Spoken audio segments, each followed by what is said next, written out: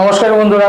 বেশিরভাগ সময় ক্লায়েন্ট জিজ্ঞাসা করে মার্কেট ভোলাটাইল, এখন কি ইনভেস্ট করা যেতে পারে? আমার উত্তর খুব সহজ।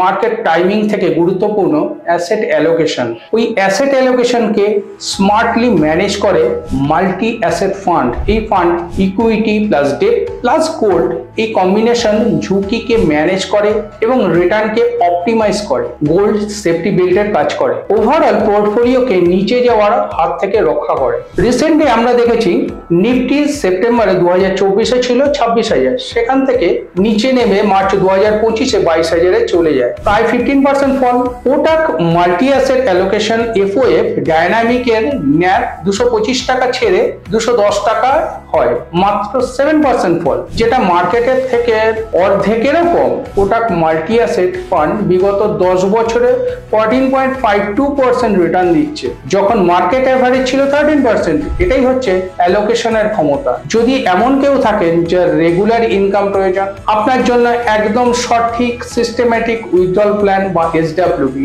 যেখানে রেগুলার রিটার্ন পাওয়া যায়, আবার প্রিন্সিপাল ভ্যালুও সেভ থাকে। ফিনোম্যাটিক এর গাইডেন্স ও টুলস ইউজ করে আপনাকে সঠিক ফান্ড আমি সিলেক্ট করে দেব।